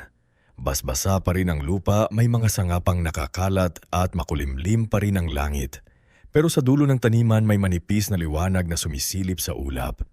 At sa loob ng silid, habang hawak ni Celestina ang rosaryo ni Savio, nagsimulang humilong ang isang puso na matagal nang iniwan sa dilim. Bago tayo magpatuloy sa ating istorya, i-comment mo muna kung taga saan ka at anong oras ka nanonood ngayon. Sa nakaraang parte, nakita natin kung paano bumalik si Savio sa buhay ni Aling Celestina sa oras na halos wala na siyang kakapitan. Ngayon naman, hindi na lang ito tungkol sa pagliligtas kanya sa ulan. Ito ay tungkol sa mas mahirap na laban. Ang paghilom ng puso, ang pagharap sa batas, at ang unti-unting pagbagsak ng mga taong akala nilang habang buhay ay matatakpan nila ang kanilang kasalanan. Pagkatapos ng gabing iyon, hindi na ibinalik ni Savio ang Aling Celestina sa bahay ng mga mabunga. Mula sa maliit na klinik ni Nurse Parina, dinala niya ang ina sa isang rest house sa gilid ng malawak na taniman ng duhat santol at ilang punong mangga. Tahimik ang lugar, malayo sa ingay ng kalsada, malayo sa sigawan, malayo sa pintong minsang isinara sa mukha ng matandang nanginginig sa ulan. Noong unang gabing iyon ni Celestina roon, hindi siya agad nakatulog. Nakahiga siya sa malinis na kama, may puting kumot, bagong unan at bintanang may kurtinang manipis na sumasayaw sa mahinang hangin. Sa labas, naririnig niya ang huni ng kuliglig at ang mahinang patak ng ulan mula sa mga dahon. Hindi tulad ng dating kwarto niya sa likod ng bahay. Walang tumutulo sa kisame, walang amoy walang kaluskos ng dahon, walang yabag na kinatatakutan niya. Pero kahit maayos na ang silid, nanginginig pa rin ang puso niya. "Savio," mahinang tawag niya. Agad na lumapit si Savio mula sa upuang katabi ng kama. Hindi pa siya umaalis mula nung inilipat ang ina roon. Nasa mesa ang dokumento niya, laptop, gamot at maliit na notebook kung saan nakasulat ang oras ng pag-inom ng maintenance ni Celestina. "Nay, masakit ba ang katawan niyo?" Umiling si Celestina. "Hindi. Natatakot lang ako." "Sa ano po?" Saglit siyang tumingin sa bintana. "Baka panaginip lang ito. Baka paggising ko nasa likod na naman ako ng bahay. Baka may kumatok na naman at sabihing pabigat ako." Parang may pumiga sa dibdib ni Savio. Umupo siya sa gilid ng kama at marahang hinawakan ang kamay ng ina. "Hindi na po, hindi na kayo babalik doon. Nandito ako." Tumitig sa kanya si Celestina. Parang bata na kailangang ulit-ulitin ang pangako para maniwala. "Hindi mo ako iiwan, hindi nanay. Noon pinalayas nila ako. Ngayon ako na mismo ang hindi aalis." Sa mga sumunod na araw, sinimulan ni Savio ang pag-aalaga kay Celestina hindi lang bilang anak, kundi bilang taong matagal nang naghihintay na makabawi. Kumuha siya ng caregiver na si Yvette Orense, isang dating OFW mula Kuwait, na umuwi sa Pilipinas matapos alagaan ng sariling ina hanggang sa huling sandali. Hindi siya madaldal pero maalaga ang kilos. Marunong siyang magpaligo ng matanda nang hindi pinaparamdam na wala itong dignidad. Marunong siyang magbigay ng gamot nang hindi nagmamadali at higit sa lahat marunong siyang makinig. "Nanay Celestina," sabi ni Yvette isang umaga habang inaayos ang mainit na tubig sa palanggana. "Kapag masakit po ang tuhod, sabihin niyo lang. Hindi po kailangang tiisin." Napangiti ng mahina si Celestina. Sanay ako sa tiis, anak. Sumagot si Yvette habang maingat na nilulubog ang maliit na tuwalya sa tubig. Dito po hindi na bawal mapagod. Hindi na rin bawal humingi ng tulong. Parang simpleng salita lang iyon. Pero para kay Celestina malaki ang tama. Sa loob ng maraming taon itinuro sa kanya ng sariling mga anak na nakakahiya ang mga ilangan. Na kapag mahina ka na, pabigat ka na, kapag matanda ka na, wala ka ng halaga. Ngayon unti-unti may mga taong nagpaparamdam sa kanya na kahit kulubot na ang kamay at mahina na ang lakad, tao pa rin siya, ina pa rin siya. Karapat-dapat pa rin siyang alagaan. Tuwing umaga pinapaupo siya ni Yvette sa veranda. May maliit na mesa roon. May mainit na kapelugaw na may luya at minsan ay pandesal na binibili ni Monkey Rico mula sa bayan. Dumadalaw si Aling Belen, dala ang prutas. Si Father Elidio naman ay dalas maghatid ng dasal at balita mula sa kapilya. Si Emilda matapos umalis sa trabaho sa bahay ng mga mabunga ay pansamantalang tinulungan ni Sabio na makahanap ng mas maayos na trabaho sa restang kitchen helper. "Nay," sabi ni Imelda isang araw habang maghahain ng supas, "pasensya na po kung masagalang po sana akong nagsalita." Hinawakan ni Celestina ang kamay niya. "Anak, kung hindi ka tumawag kay Kiriko, baka wala na ako ngayon. Huwag mong sisihin ang sarili mo." Napaiyak si Imelda. "Takot po kasi ako noon. Lahat tayo natatakot, pero dumating ka pa rin sa punto na pinili mong gawin ng tama. Yun ang mahalaga." Dumadalaw din si Micaela. Sa una, palihim siyang pumupunta, takot pa rin sa galit ng kanyang mga magulang. Ngunit nang malaman ni Sabio, hindi niya ito pinagbawalan. Sa halip, kinausap niya ang bata ng mahinahon. "Ni Ella, ligtas ka rito, pero kailangan malinaw sa o hindi ka namin ginagamit laban sa mga magulang mo. Kung may sasabihin kang totoo, dahil iyon ang tama, hindi dahil gusto namin saktan sila." Tumanggi si Micaela. "Tito Sabio, mahal ko pa rin po sila. Ngunit hindi ko kayang sabihing tama ang ginawa nila kay Lola." Iyon ang isa sa pinakamabigat na katotohanan sa batang puso ni Micaela. Mahal niya ang kanyang mga magulang, ngunit nakita niya ang mukha ng kasamaan sa loob ng sariling tahanan. Sa murang edad, natuto siyang ang pagmamahal sa pamilya ay hindi dapat maging dahilan para pagtakpan ang pang-aabuso. Habang unti-unting bumabangon si Celestina, nagsimula naman ang mas seryosong laban sa labas ng West House. Si Attorney Mireya Talusan ay nagsampa ng reklamo kina Roldan Maribel Tricson, Herbo Nemesio Daumos at Dr. Hilarion Peñaflor. Nakapaloob sa reklamo ang elder abuse, falsification of documents, coercion, illegal property dealings at paggamit ng peking medical certificate para alisin ang karapatan ni Celestina sa sariling desisyon. Hindi naging madali ang proseso. Sa unang linggo pa lang nagsimulang kumalat ang paninira. Si Tricson, na sanay gumamit ng social media para pagandahin ang mukha ng pamilya, nagpost ng mahabang kwento. Sinabi niyang ang kanilang inaraw ay matagal nang may problema sa pag-iisip. Sinabi niyang ang ampon daw na si Sabio ay bumalik lang para agawin ng lupa. Gumamit pa ng lumang larawan kung saan nakangiti si Celestina sa birthday ni Micaela para palabasing maayos ang prato nila sa kanya. Hindi porket may magandang litrato maganda na ang totoong buhay. Sabi ni Atty. Mireya nang ipakita iyon ni Savio sa kanya. Tahimik lang si Savio. Ayaw niyang gawing palitan ng posang laban. Para sa kanya, hindi social media ang maghahatol. Ebidensya ang magsasalita. Ngunit naapektuhan pa rin si Celestina. Isang hapon nadatnan siya ni Savio na nakaupo sa hawak ang cellphone ni Yvette. Nabasa niya ang ilang komentong nagsasabing walang utang na loob si Savio, na baka raw nag-iinarte lang si Celestina na dapat daw ayusin na lang sa pamilya ang problema. Nay, dahan-dahang sabi ni Savio, huwag niyo na pong basahin yan. Nakakalungkot lang anak, ang dali nilang humusga. Hindi nila nakita noong nakaupo ako sa putikan. Hindi nila naramdaman ang lamig ng gabing iyon. Makikita rin po nila ang totoo, pero Savio napatingin siya sa anak. Kailangan ba talaga natin silang kasuhan? Anak ko pa rin sila. Napabuntong hininga si Savo. Alam niyang darating ang tanong na iyon. Kahit gaano kasakit ang ginawa ni na Roldan, Maribel at Ticon, ina pa rin si Celestina. Ang puso ng ina kahit sugatan madalas naghahanap pa rin ng dahilan para magpatawad. Umupo siya sa tabi nito. Nay, hindi ko kayo pipilitin kung ayaw nyo pero pakinggan nyo po ako. Ang pagpapatawad pwedeng ibigay ng puso pero ang pananagutan kailangang harapin ng gumawa ng mali. Kung hindi sila mananagot baka gawin nila ito sa iba. Baka may isa pang matandang mapirmahan ng pekeng papel. Baka may isa pang ina ang palabasing baliw para makuha ang bahay niya. Natahimik si Celestina. Kayo po ang nagturo sa akin na ang awa ay hindi dapat ginagamit para palakasin ng mapang-abuso. Hindi ito paghihigint, proteksyon ito. Para sa inyo, para sa iba katulad ninyo. Matagal bago sumagot si Celestina. Sa huli, dahan-dahan siyang tumanggo. Kung itutuloy natin, ayoko ng sigawan, ayoko ng pagpapahiya.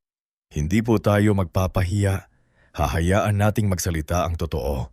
Samantala sa dating bahay ng mga mabunga, unti-unti nararamdaman ng magkakapatid ang bigat ng ginawa nila. Hindi pa man tapos ang kaso, nagsimula ng umiwas ang mga taong dati nilang pinagyayabangan. Ang investor na si Mr. Agaton Feria ay umatras sa usapan matapos marinig ang balita.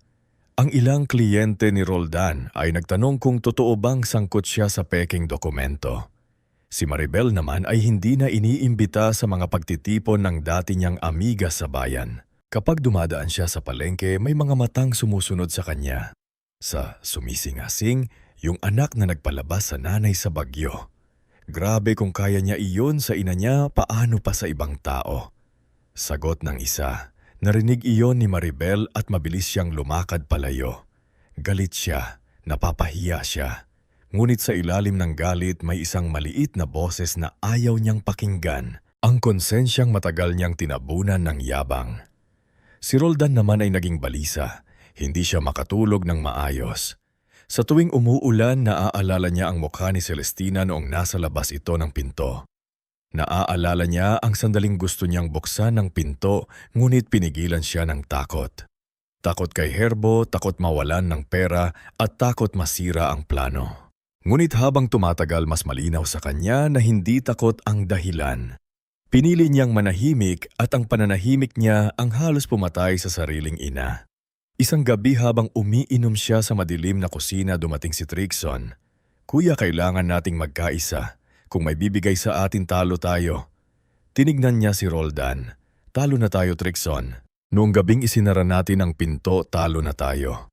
Nagdadrama ka na naman. Huwag kang magpapadali sa guilt. Guilt, mapait, matawa ni Roldan.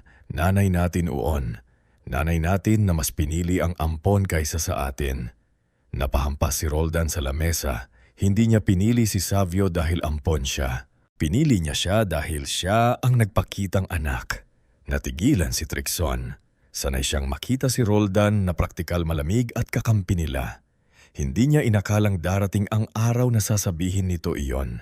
Dumating si Gerbo. Halatang narinig ang sigawan. Ano itong naririnig ko, walang sumagot. Kailangan niyong tumihil. Lalo na kaya, Roldan. Huwag kang gagawa ng ikasisira nating lahat. Tinignan siya ni Roldan.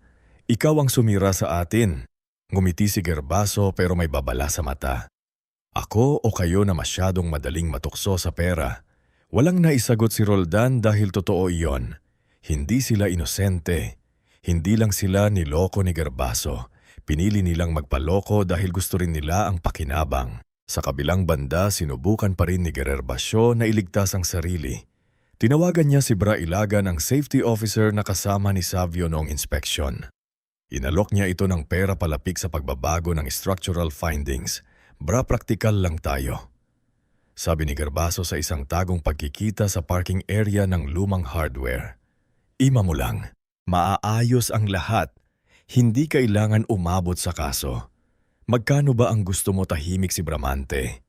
Alam mo bang may matandang halos mamatay dahil natakpan ng iligal ninyong extension ang bentilasyon ng kwarto niya? Napairap si Gervasio. Huwag mo akong dramahan, lahat may presyo. Kinuha ni Bramante ang cellphone mula sa bulsa at ipinakita ang naka-on na recorder. Hindi lahat. Namutla si Gervasio.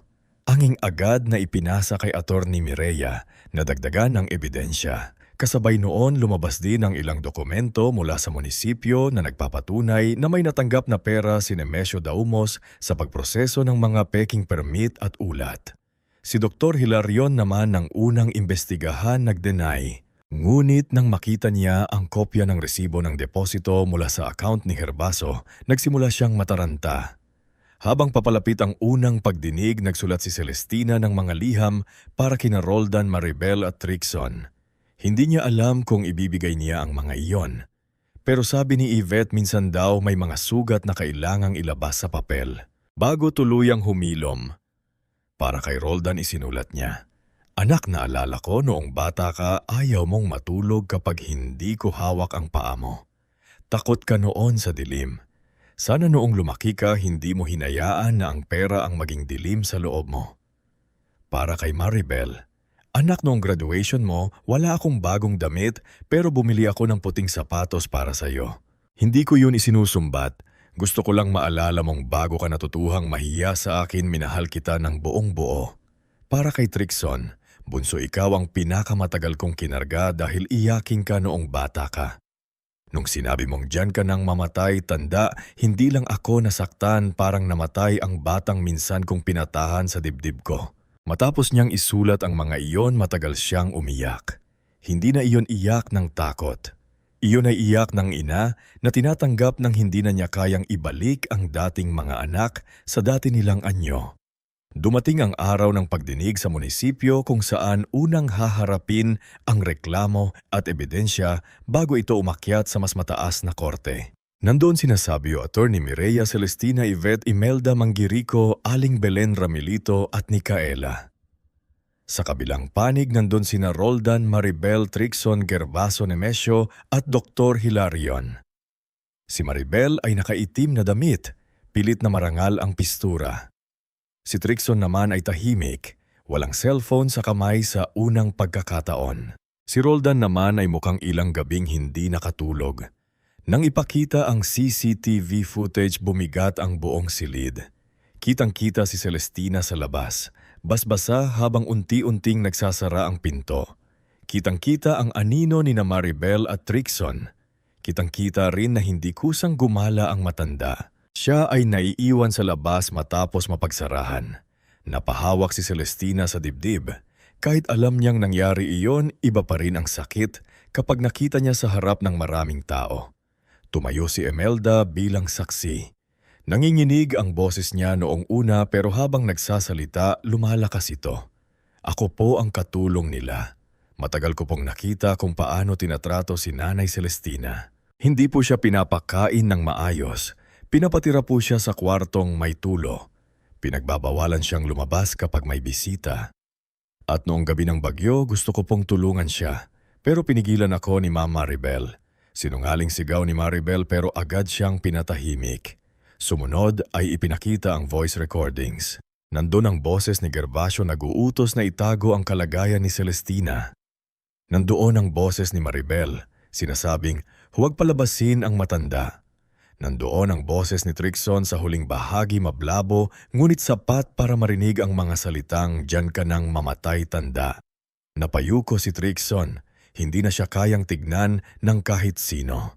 Pagkatapos ipinakita ni Attorney Mireya ang medical record ni Dr. Hilarion at ang ebidensyang taliwas ito sa aktwal na sagot ni Celestina sa pagsusuri. Ipinakita rin ng peking permit ang ulat ni Bramante at ang recording ng panunuhol ni Gervaso. Sa gitna ng lahat biglang tumayo si Roldan. "May sasabihin ako." Nanginginig ang wika niya. Napatingin sa kanya si Gervaso. "Roldan, maupo ka," ngunit hindi na siya umupo. Totoo ang karamihan sa sinabi nila. Pinilit namin si Nanay na pumirma sa mga dokumento. Alam naming ayaw niya. Alam naming hindi siya baliw. Ginamit ang certificate para makuha ang kontrol sa bahay. At noong gabi ng bagyo, nakita ko siya.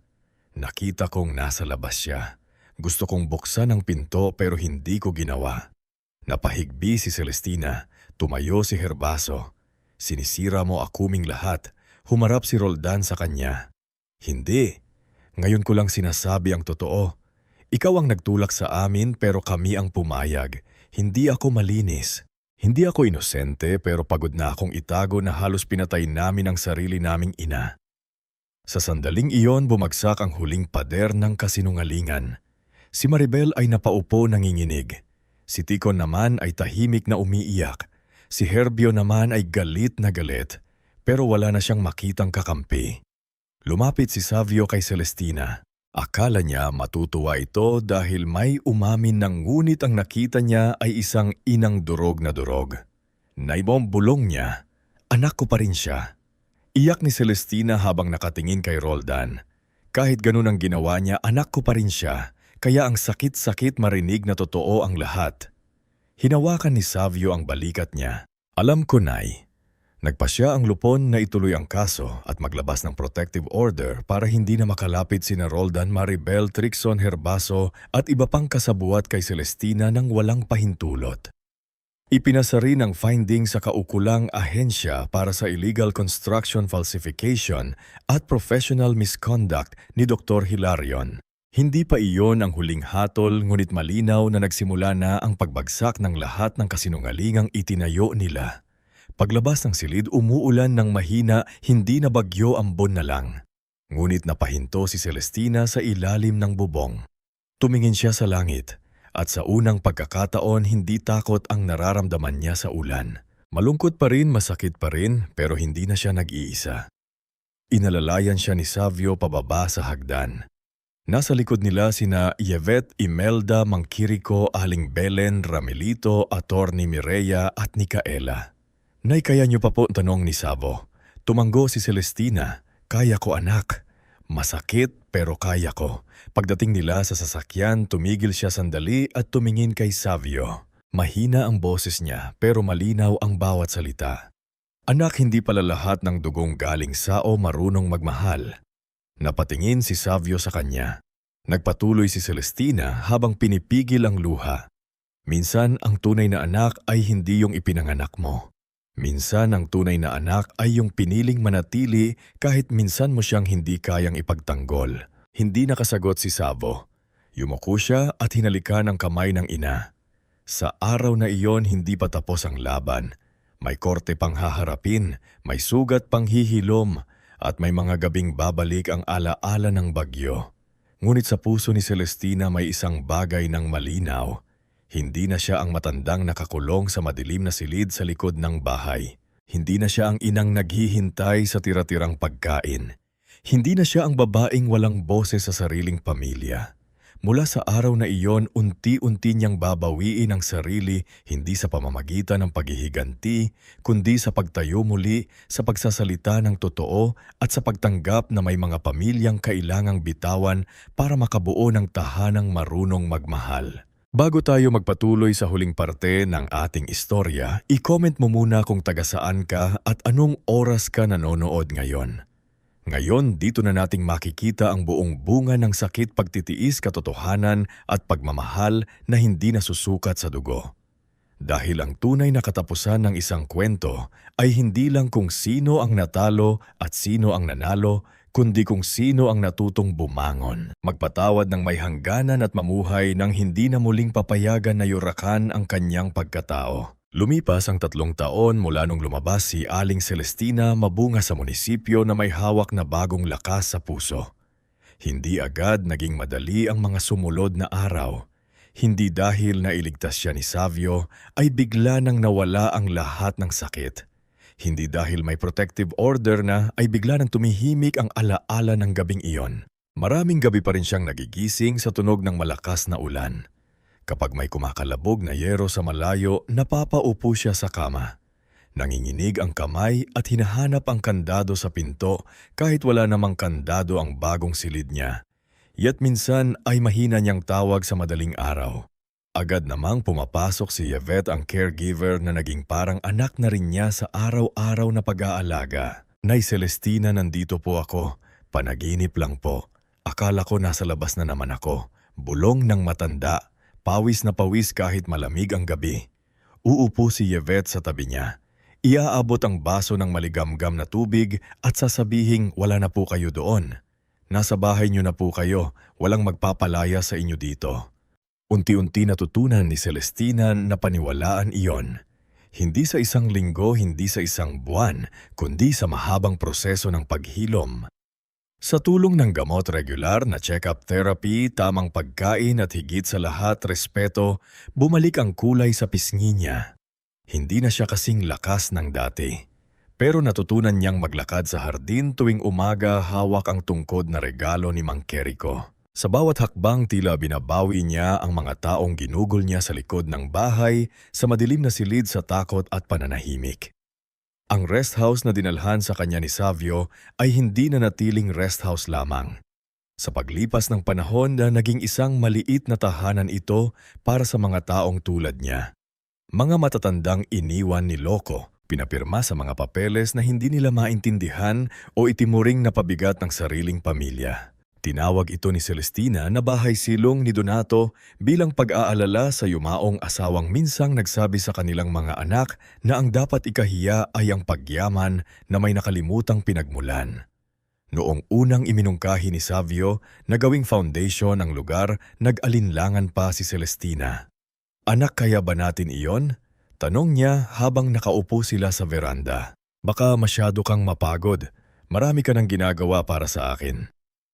Gumiti si Savo. Hindi na siya ang batang may lumang backpack. Isa na siyang respetadong engineer at real estate compliance consultant. Pero sa harap ni Celestina, anak pa rin siya. Nay, kung noong wala kayong pera, kaya ninyong bigyan sa iba. Bakit ngayong may kakayahan na tayo titigil tayo? Napangiti si Celestina, may luha sa mata. Manaka nga sa akin, kayo po ang nagturo sa bahay silungan ni Donato, may maliit na klinika na dinadalaw ni Nurse Parina tuwing Miyerkules.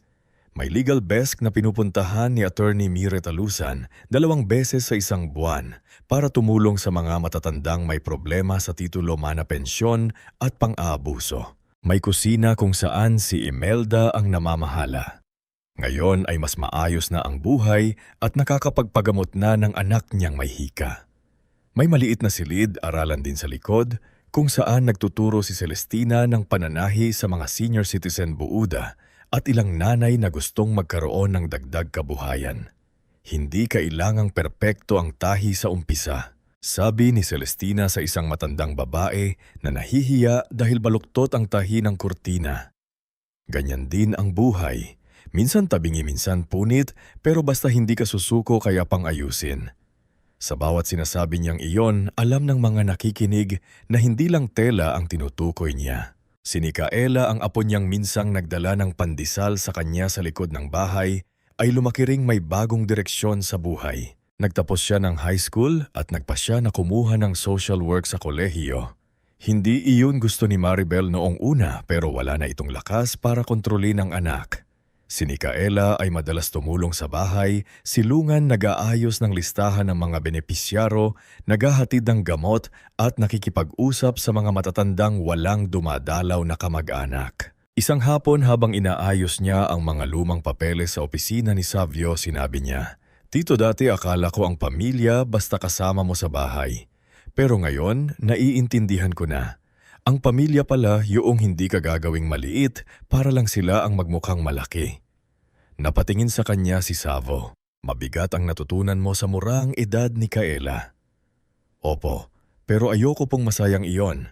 Kung nakita ko ang maling ginawa sa lola, kailangang may mabuti akong gawin mula roon." Sa mga panahong iyon, patuloy naman ang pag-usap ng mga kaso. Hindi mabilis ang batas.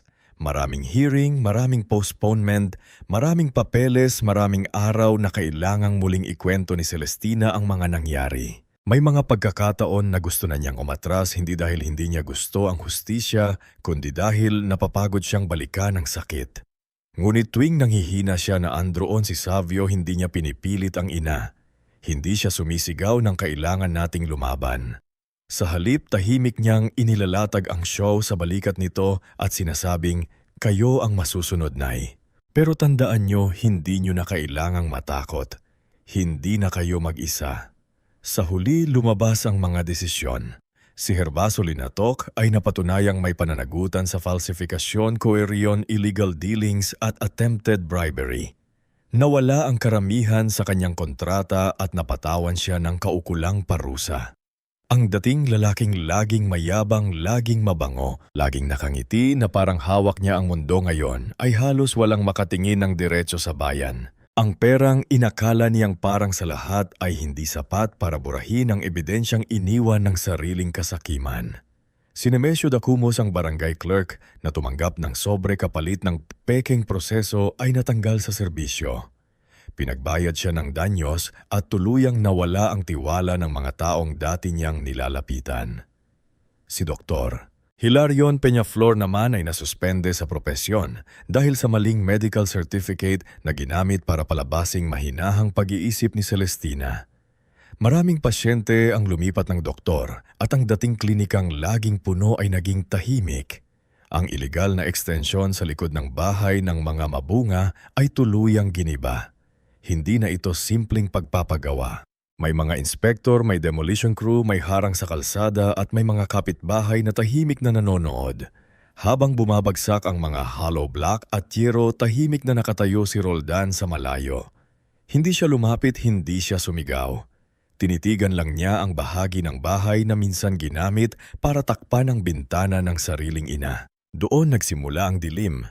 Mahinang sabi ni Roldan sa sarili. Si Roldan ay nakulong ng ilang panahon dahil sa laging partisipasyon niya sa pamemeke at panggigipit kay Celestina. Sa kulungan natuto siyang magsulat ng liham. Hindi iyon maganda ang sulat, maraming bura.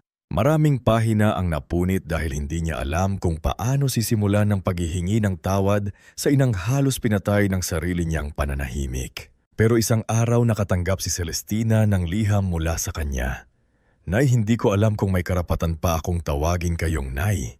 Wala akong dahilan na sapat para sa ginawa ko. Hindi lang ako nadala ni Gervasio. Pinili ko ang pera, pinili ko ang takot, pinili ko ang sarili ko. Kung hindi niyo ako kayang patawarin, tatanggapin ko. Pero gusto kong malaman ninyo araw-araw kong dala ang mukha niyo noong gabing iyon. Matagal na tinitigan ni Celestina ang liham. Hindi niya agad sinagot. Itin niya ito at inilagay sa kahon kasama ng mga lumang larawan. Hindi pa siya handang makipagkita ngunit hindi na niya itinapon ang sulat. Para sa kanya sapat na muna iyon. Ang hindi na niya pagbura sa posibilidad na balang araw baka may sugat na pwedeng hilumin mula sa malayo. Si Maribel naman ay bumagsak mula sa mundong pinilit niyang ipakita sa iba. Iniwan siya ni Gervasio nang lumiit ang pera at lumaki ang kahihiyan. Ang mga dating amiga niyang mahilig sa pagtitipon ay unti-unti nawala. Naranasan niyang maglakad sa palengke ng walang bumabati hindi dahil mahirap na siya, kundi dahil alam ng mga tao ang ginawa niya sa sariling ina. Sa bandang huli, nagsimula siyang mag-volunteer sa public hospital hindi para magbayad agad ng kasalanan, kundi bilang unang pagsubok na matutong yumuko. Nagtutupi siya ng kumot para sa mga pasyente, tumutulong sa pila ng senior citizens at minsan ay napapahinto kapag may nakikita siyang matandang babae na kahawig ni Celestina. Isang araw nagpadala siya ng mensahe kay ni Ikael. Anak, gusto kong makita ang lola mo, hindi para humingi ng pera. Gusto ko lang humingi ng tawad. Hindi agad sumagot si Ikaela. Ipinakita niya ito kay Savio at kay Celestina. Matagal na tahimik ang matanda. Hindi ko pa kaya ang matagal na usapan, sabi ni Celestina. Pero kung darating siya sa kaarawan ko, papasukin natin. Hindi para ibalik ang dati. Para lang hindi na habang buhay na sugat ang pagitan namin. Si Trixon naman ang bunso ang pinakamatagal bago bumalik. Nang una, puro galit pa rin. Galit kay Savio, galit sa mga kapitbahay, galit sa internet na minsan niyang ginamit para magsinungaling, ngunit siya ring lumamon sa kanya. Nawalan siya ng sponsors, buyers at mga kakilalang kumakapit lang pala sa kanya dahil sa imahe. Sa huli, nagtinda siya sa maliit na tindahan ng isang kakilala sa kabilang bayan. Doon niya unang naranasang mapagod ng walang pumapalakpak, magtrabaho ng walang kamera at kumita ng hindi nagsisinungaling. Isang hapon dumating siya sa bahay silungan ng may bitbit na lumang kahon. Hindi siya agad pumasok. Nakita siya ni Imelda sa gate. Sir Trixon, gulat siyang sabi. Napayo si Trixon. Huwag mo na akong tawaging sir. Wala namang natira sa pagiging sir ko. Dinala siya ni Imelda sa veranda kung saan nakaupo si Celestina. Nang makita ng matanda ang bunso, nanigas sandali ang katawan niya. Bumalik sa kanyang pandinig ang tinig na minsang sumigaw. "Diyan ka namamatay, tanda." Napansin iyon ni Trixon. Lumuhod siya bago pa man makapagsalita ang ina. "Nay," halos pabulong niyang sabi. "Hindi ko alam kung paano ko sasabihin pero dinala ko po ito." Binuksan niya ang kahon. Nasa loob ang lumang gunting panahi ni Celestina. Ang gugunting nawala noong panahong kinukulong siya sa likod ng bahay. Akala niya noon ay naitapon na iyon.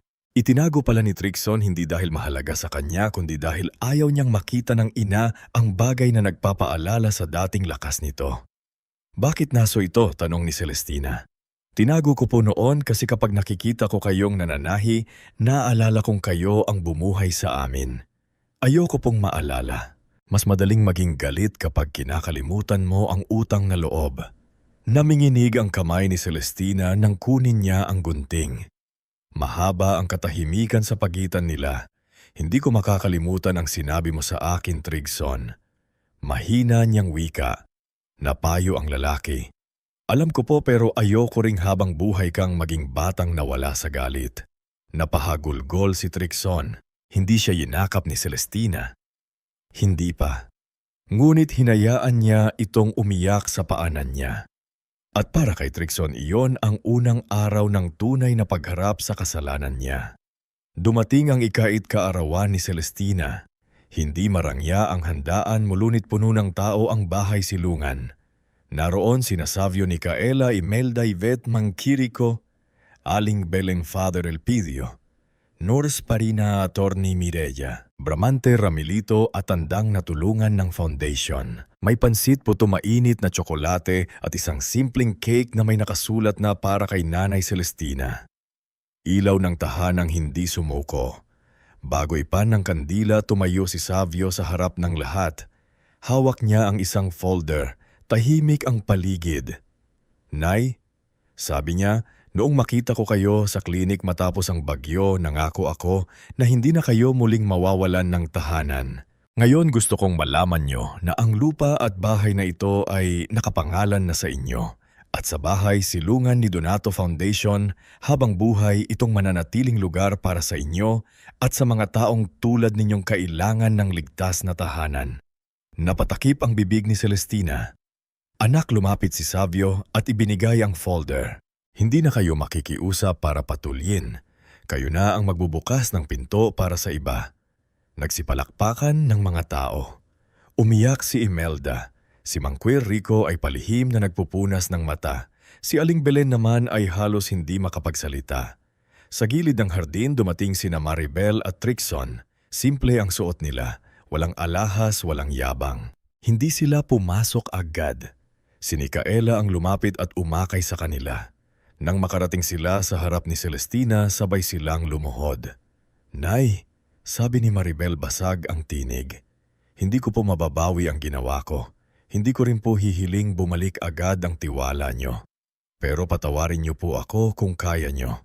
Hindi dahil karapat dapat ako kundi dahil pagod na pong maging taong kinahiya ko rin sa huli." Sumunod si Trixon. "Nay, kung pwede ko lang bawiin ang sinabi ko noong bagyo, gagawin ko. Pero hindi na pwede, kaya tatanggapin ko kahit hindi nyo ako yakapin. Gusto ko lang pong malaman nyo na habang buhay kong pagsisisihan iyon." Tahimik na tumingin si Celestina sa kanila. Ang buong lugar ay halos walang hininga. Sa huli, dahan-dahan niyang ipinataw ang dalawang kamay sa ulo ng mga anak. "Pinapatawad ko kayo," sabi niya, "dahil kung hindi ako rin ang habang buhay na mabibigatan. Pero pakinggan niyo ako. Ang pagpapatawad ko ay hindi ibig sabihin na babalik lahat sa dati. Ang tiwala ay hindi pagkain na basta isusubo ulit kapag nagugutom kayo. Itinatayo iyon araw-araw. Sa totoo, sa respeto sa pagbabago." Tumangdo sina Maribel at Trixon habang umiiyak. "Hindi ko na kayong hahayaang saktan ako, pero hindi ko ring ipagdarasal na masira kayo. Gusto kong mabuhay kayong ng tama kahit huli na kayong natutong magsimula." Sa malayo, hindi nakadalo si Roldan dahil nasa loob pa rin ng pasilidad na pinagdadalhan ng hatol. Pero ipinabasa ni Nicaela ang liham niya. Sa liham, sinabi niyang hindi niya hinihiling ang pagbabalik sa pamilya kundi ang pagkakataong magbago kahit walang nakakakita. Ipinakinggan iyon ni Celestina ng tahimik. Sa huli, ipinikit niya ang mata at nagdasal sa panganay. Pagkatapos ng programa umambon, ang ilang tao ay nagtakbuhan sa ilalim ng toldina ay nanatiling nakaupo sa beranda. Dati ang ulan ang nagpapaalala sa kanya ng gabing iniwan siya sa labas. Ngayon, ang ulan ay parang paghuhugas ng lupa pag-aalis ng alikabok at pagsisimula ng bagong panahon. Lumapit si Savio at isinukob sa balikat niya ang shawl. "Nay, malamig po, pasok na tayo." Ngumiti si Celestina habang nakatingin sa hardin. "Sandali lang anak, gusto kong marinig ang ulan nang hindi natatakot." Umupo si Savio sa tabi niya. Maya-maya lumapit si Micaela at sumandal sa tuhod ng lola niya. Sa loob ng bahay, naririnig ang tawanan ni Yvette at Imelda habang nag-aayos ng pinggan. Si Father Elidio ay nakikipagkwentuhan kay Monkey Rico. Si Attorney Mireya ay tinutulungan ng isang matandang lalaki na intindihin ang pension papers nito. Buhay ang bahay mainit bukas totoo. Hinawakan ni Celestina ang kamay ni Savio at Micaela. Sa pagkakataong iyon, naintindihan niya ang isang bagay na matagal niyang iniyakan. Hindi lahat ng pamilyang ipinagkaloob sa atin ay mananatiling tahanan. Minsan may pamilyang kailangang bitawan dahil puro sugat ang dala. At minsan may pamilyang nabubuo hindi dahil sa iisang dugo kundi dahil sa iisang pagpili. Ang manatili magmahal at magtanggol kahit mahirap. Habang patuloy ang ambon sa labas, pumikit si Celestina at tahimik na nangumiti. Sa wakas, hindi na siya nasa labas ng pinto. Nasa loob na siya ng tahanang tunay na kanya. O